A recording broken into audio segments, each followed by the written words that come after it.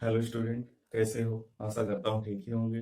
तो आज हम कक्षा 9 का फिजिक्स का एक टॉपिक जिसका नाम है प्लवन, उसको पढ़ेंगे। ध्यान दीजिएगा। प्लवन पार्ट है फ्लोटेशन, और फ्लोटेशन को हम जानते हैं, इसका मतलब होता है तैरना, किसी वस्तु का तैरना। तो इसका पहला है प्रणोद तथा दाब, थ्रस्ट एंड प्रेशर। थ्रस्ट क्या है, प्रणोद क्या है? सबसे पहले प्रणोद क्या है? तो किसी तल पर, जैसे ये एक समतल है, इसके लंबवत बिल्कुल 90 अंश पर इस पर कोई बल लगाया जाए, इस बल को कहेंगे प्रणोद। किसी तल के लंबवत लगने वाले बल को प्रणोद कहते हैं। किसी तल के लंबवत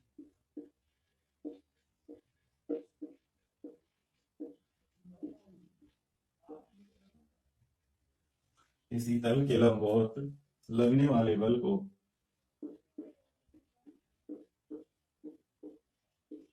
लगने वाले बल को प्रणोद कहते हैं।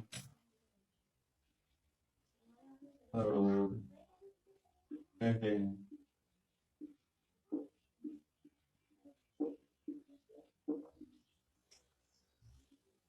किसी तल के लंबवत लगने वाले बल को प्रणोद कहते हैं। अब इसकी बात है, तो किसी पृष्ठ पर लगने वाले प्रणोद का मान पृष्ठ के क्षेत्रफल पर निर्भर करता है। यानी जो प्रणोद लगाया जाता है वो पृष्ठ का क्षेत्रफल कितना ज्यादा या कम है उस पर निर्भर करता है। और इसका जो मात्रक है बिल्कुल बल के समान होता है, क्योंकि प्रणोद भी एक प्रकार का बल ही है जो किसी पृष्ठ पर लगाया जाता है। तो प्रणोद का मात्रक, प्रणोद का मात्रक न्यूटन है। प्रणोद का मात्रक बिल्कुल बल के मात्रक के बराबर है, अर्थात न्यूटन है। तो इसके बाद आता है प्रणोद का मात्रक न्यूटन है। और प्रणोद एक सदिश राशि है क्योंकि इसमें दिशा होती है। फिर होता है दाब।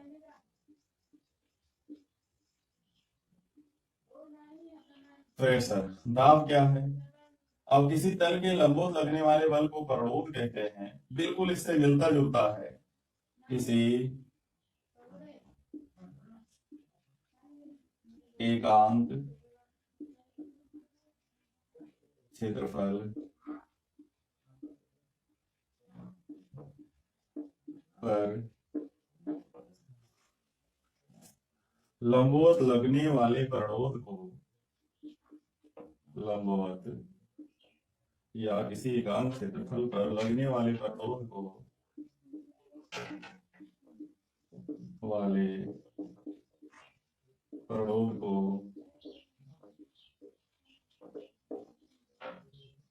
लगने वाले प्रणोद को दाब कहते हैं।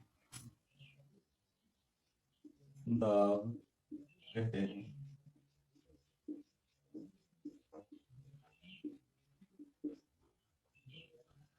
तो दाब कहते हैं, सूत्र हो जाएगा दाब बराबर प्रणोद बटा क्षेत्रफल। प्रणोद बटा क्षेत्रफल। अगर दाब को P से लिखें, प्रणोद यानी बल को F से लिखें, और क्षेत्रफल को A से लिखें, तो P बराबर F बाई A। इसका मात्रक होता है दाब का मात्रक, बल का मात्रक न्यूटन, और क्षेत्रफल का मीटर स्क्वायर। तो इसका मात्रक न्यूटन प्रति मीटर स्क्वायर, न्यूटन प्रति मीटर स्क्वायर है। और इसे पास्कल कहा जाता है। इसे इसे पास्कल कहते हैं। पास्कल कहते हैं।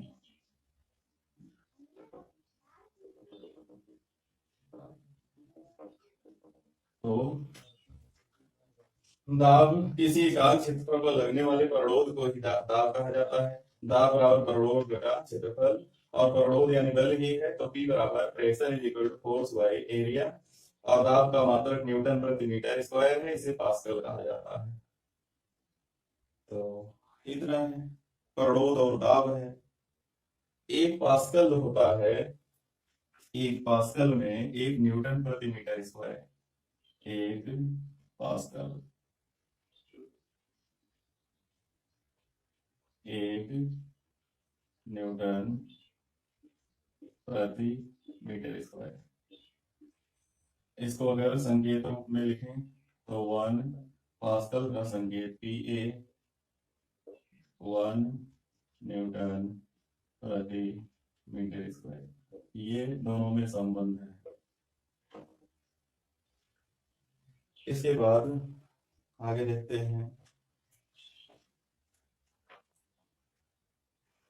इसके बाद है pressure in fluid. Pressure in fluid, तरलों में दाब।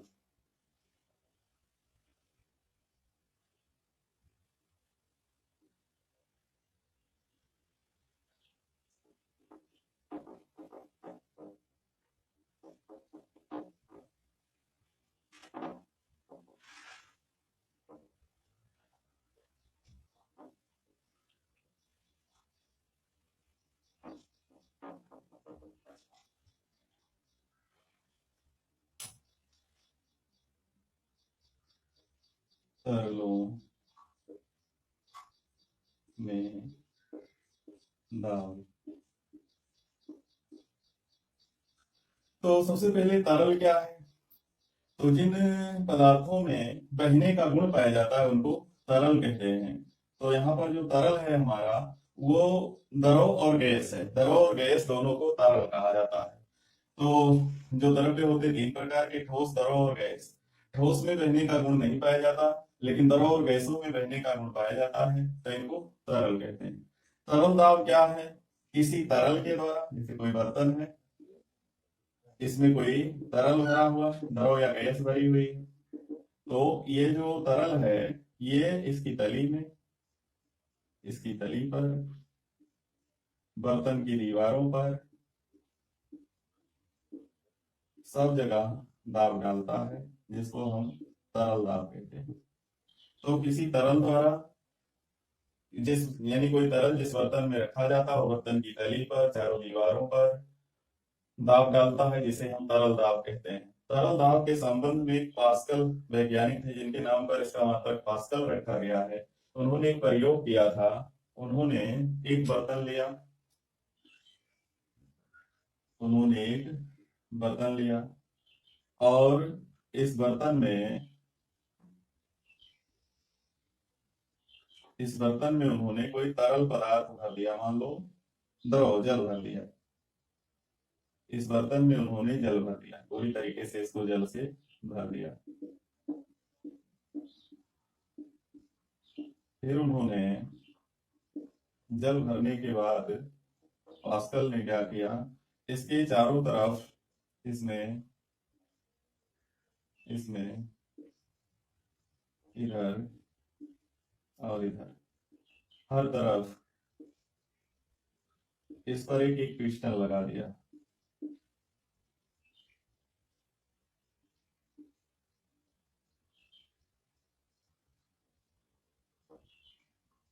तो ब्लेज पास्कल ने कोई एक बर्तन इस प्रकार लिया जिसमें चारों तरफ पिस्टन लगे हुए हैं और इसमें कोई द्रव या गैस भरी हुई है।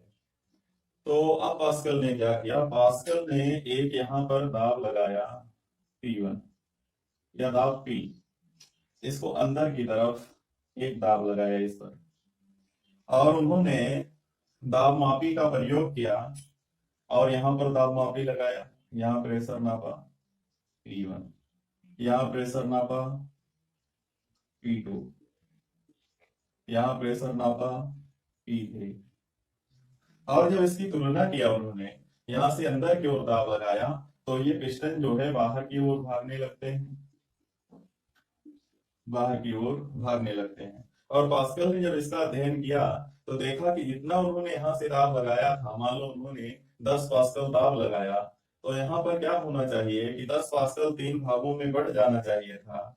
या मान लो 6 पास्कल बल दाब लगाया होता तो 2 यहाँ हो जाता, 2 यहाँ हो जाता, 2 यहाँ, सभी तरफ 2-2 पास्कल लगनी चाहिए थी। लेकिन पास्कल ने जब अध्ययन किया तो उन्होंने देखा कि ऐसा नहीं होता है। जो यहाँ दाब लगाया गया वो बिखरता नहीं, बढ़ता नहीं है। यहाँ अगर 6 पास्कल दाब लगाया तो यहाँ 6 पास्कल दाब बाहर की ओर, यहाँ 6 पास्कल बाहर की ओर, यहाँ 6 पास्कल बाहर की ओर, इस तरीके से सभी दिशाओं में बराबर दाब लगता है, कहीं कम या ज्यादा नहीं होता है। एक तरफ से जितना दबाव डाला जाता है, ठीक तीनों या चारों जितने भी होंगे सब पर समान मात्रा में एकदम उसी दिए गए लगाए गए दाब के बराबर ही सभी दिशाओं में दाब लगता है। इसे पास्कल का नियम भी कहा जाता है, तरल दाब से संबंधित पास्कल का नियम भी कहा जाता है।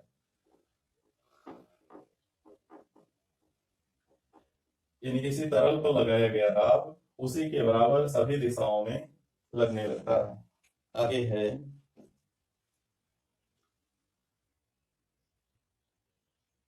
उत्प्लावकता। उत्प्लावकता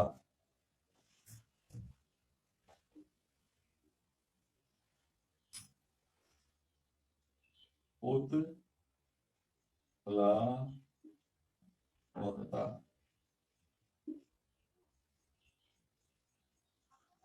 क्या है? उत्प्लावकता देखते हैं। जब हम मान लो कोई एक बर्तन है जिसमें कोई द्रव या कोई गैस भरी हुई है, हम कल्पना करते हैं कोई द्रव भरी हुई है। जब इसमें कोई वस्तु हम डालते हैं, कोई पिंड इसमें डालते हैं, तो पिंड जो है कई तरीके से व्यवहार कर सकता है। या तो ये पिंड इसमें डूब जाएगा, या तो थोड़ा सा डूब कर तैरेगा, या तो पूरा ऐसे बाहर ही तैरता रहेगा।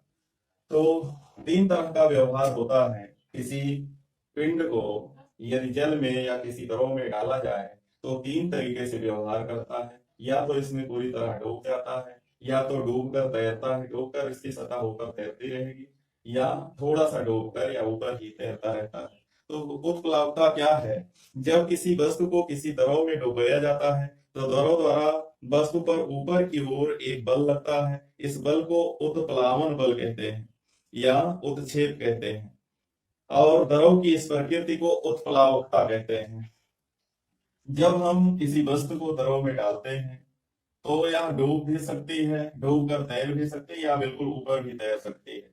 तो इसका मतलब ये हुआ कि अगर ये नीचे नहीं गया तो इस पर जो द्रव है उसने ऊपर की तरफ एक बल लगाया। जब हम किसी वस्तु को किसी द्रव में डुबोते हैं या डालते हैं तो उस वस्तु पर यानी इसके भार में कमी प्रतीत होती है। इतना भी भारी वस्तु किसी व्यक्ति को कहा जाए तो जल में उसको आसानी से उठा लेता है, तो इसके भार में कमी प्रतीत होती है। और यह कमी जो है द्रव द्वारा लगाए गए बल के कारण होती है, जिसको हम उत्प्लावन बल कहते हैं। उत्प्लावन बल कहते हैं, तो उत्प्लावन बल कहते हैं। और द्रव का वह गुण जिसके कारण उत्प्लावन बल उत्पन्न होता है उसे उत्प्लावकता के नाम से जाना जाता है। तो ये है। अब एक उत्प्लावन बल से ही संबंधित ये उत्प्लावन बल को प्रभावित करने वाले कारक हैं। कौन से कारक हैं जो उत्प्लावन बल को प्रभावित करते हैं, कम या ज्यादा करते हैं? तो इसका देखो, पहला कारक है अगर इस द्रव का घनत्व ज्यादा है, द्रव का घनत्व अगर अधिक है तो ये इस वस्तु पर ज्यादा बल लगाएगा। द्रव का घनत्व अगर वस्तु यानी ज्यादा है तो ये इस पर ज्यादा उत्प्लावन बल लगाता है। और दूसरा है डूबी हुई वस्तु का आयतन। जो वस्तु है अगर ये बड़ी सी वस्तु है तो ये ज्यादा जल विस्थापित करेगी, इस पर ज्यादा बल लगेगा। अगर इसका आकार छोटा है या आयतन इसका कम है तो ये कम जल को विस्थापित करेगी, जिससे उत्प्लावन बल कम लगेगा। तो 2 कारक प्रभावित करते हैं, एक द्रव का घनत्व और दूसरा इसका आयतन या आकार। तो 2 बातें जो है उत्प्लावन बल को प्रभावित करती हैं। जल में किसी वस्तु का डूबना या तैरना किस बात पर निर्भर करता है? कोई वस्तु जल में कब डूबती है कब तैरती है? तो ये मान लो जल है, इसमें एक वस्तु डाली गई और वो डूब गई, कोई वस्तु डाल दिया और वो आकर यहाँ तली में बैठ गई। तो इससे हम क्या कह सकते हैं, इसको देखकर हम क्या कह सकते हैं, इसको देखकर हम कह सकते हैं कि जो डेंसिटी है इसकी, वस्तु का जो घनत्व है वो द्रव के घनत्व से ज्यादा है, इसलिए इसमें आकर डूब गई। अगर वस्तु का जो घनत्व है द्रव के घनत्व से कम होगा तो ये वस्तु बिल्कुल ऐसे ऊपर तैरेगी। जल का घनत्व ज्यादा रहेगा तो वस्तु तैरेगी, वस्तु का घनत्व ज्यादा रहेगा तो वस्तु डूब जाएगी। अगर दोनों के घनत्व लगभग बराबर या बराबर हैं तो वस्तु जो है थोड़ा डूब कर तैरेगी, वस्तु डूब कर तैरेगी। तो ये घनत्व पर निर्भर करता है द्रव की और वस्तु के, कि वस्तु कब डूबती है कब तैरती है। आगे है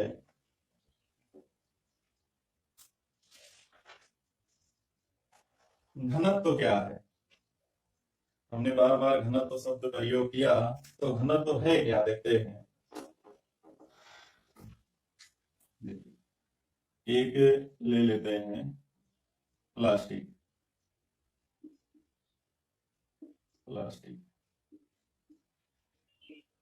एक इतनी ही बड़ी बड़ी वस्तु ले लेते हैं, ये लोहा, और इतनी ही बड़ी वस्तु ले लेते हैं लकड़ी, और इतनी बड़ी वस्तु ले लेते हैं फोम, रुई। देखते हैं क्या होता है।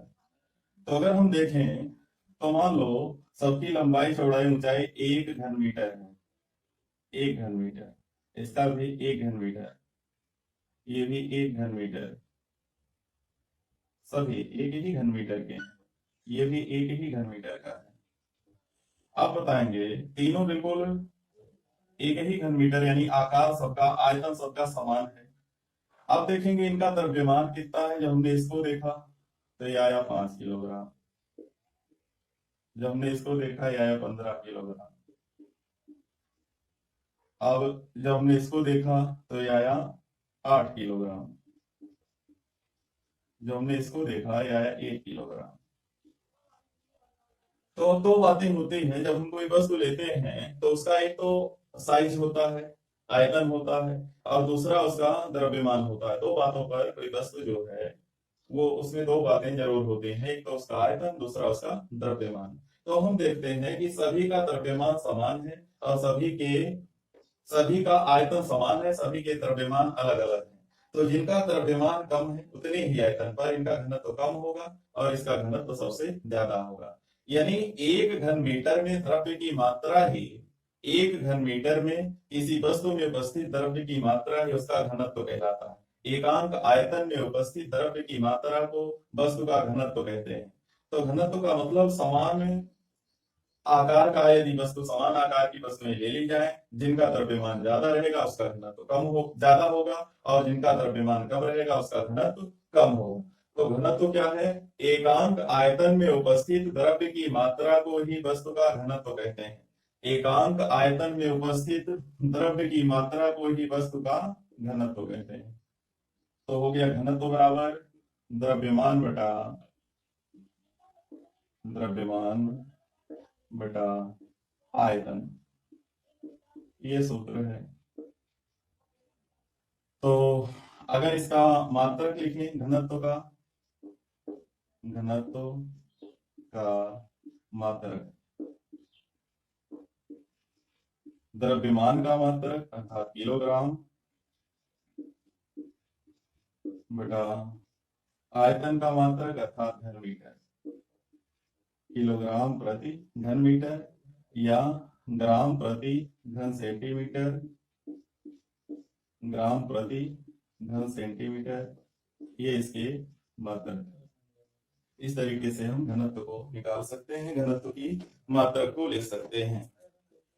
तो घनत्व के बाद एक और है जो महत्वपूर्ण है, आर्किमिडीज का सिद्धांत। आर्किमिडीज का सिद्धांत,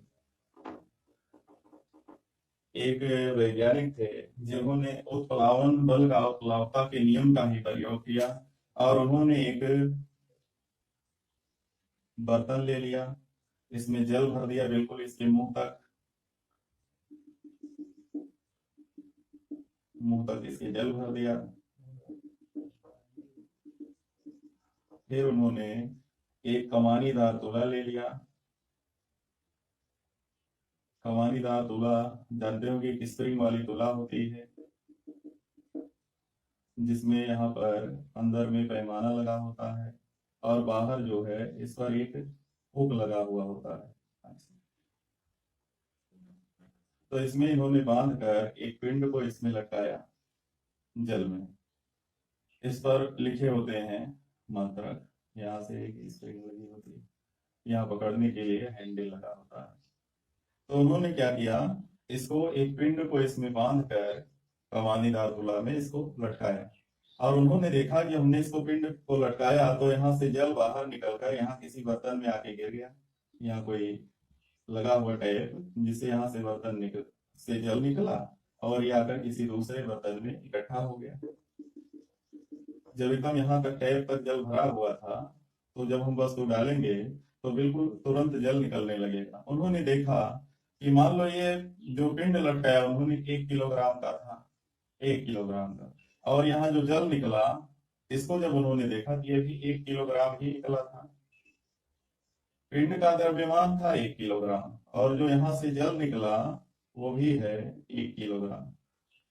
ये प्रयोग करके देखा आर्किमिडीज ने और उन्होंने अपना नियम दिया कि जब किसी वस्तु को किसी दरों में पूर्ण या आंशिक रूप से, चाहे पूरा डुबो दें या आंशिक रूप से, पूर्ण या आंशिक रूप से डुबोया जाता है तो उस वस्तु के भार में कमी प्रतीत होती है और यह कमी इस वस्तु द्वारा हटाए गए दरों के भार के बराबर होती है। जितना दरों इसमें से बाहर निकला है इसका भार और वस्तु का भार बिल्कुल बराबर होता है और जितनी इसके भार में कमी प्रतीत होगी, इसके भार में जितनी भी हमको कमी प्रतीत होगी वो हटाए गए दरों के भार के बिल्कुल बराबर होती है। ये है आर्किमिडीज का सिद्धांत। तो आर्किमिडीज का सिद्धांत है जब किसी पिंड को किसी दरों में पूर्ण या आंशिक रूप से डुबोया जाता है तो उस पिंड के भार में कमी प्रतीत होती है।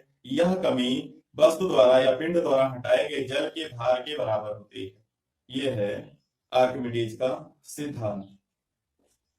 इसका अनुप्रयोग क्या है, आर्किमिडीज के सिद्धांत का उपयोग क्या है? तो इससे जलयानों तथा पनडुब्बियों के डिजाइन बनाए जाते हैं इसका प्रयोग करके। लेक्टोमीटर यानी दूध की शुद्धता नापने के लिए एक यंत्र होता है लेक्टोमीटर, इससे बनाया जाता है। हाइग्रोमीटर जो दरों का घनत्व नापने के लिए प्रयोग किया जाता है इसी सिद्धांत पर है और पदार्थ का अपेक्षिक घनत्व ज्ञात करने में। अब इसके बाद है कि इसी दरों का अपेक्षिक घनत्व क्या है। तो अपेक्षिक घनत्व क्या होता है?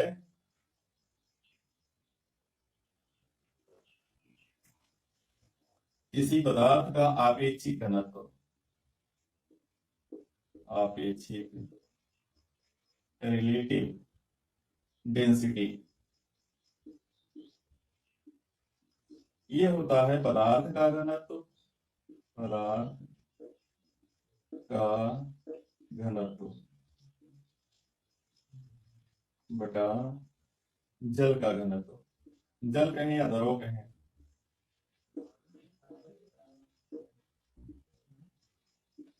तो किसी पदार्थ के घनत्व और जल के घनत्व का या दरों के घनत्व का अनुपात ही अपेक्षिक घनत्व कहलाता है। क्योंकि यहाँ घनत्व बटा घनत्व तो अपेक्षिक घनत्व का कोई मात्रक नहीं होता है। ये है अपेक्षिक घनत्व। तो बस इस पाठ में प्रलोभन में इतना ही है। तो जो अगला टॉपिक है किसी अगले वीडियो में, तब तक हमारे चैनल को लाइक शेयर सब्सक्राइब कीजिए और सरकार द्वारा निर्धारित लॉकडाउन नियमों का पालन करते रहिए। धन्यवाद।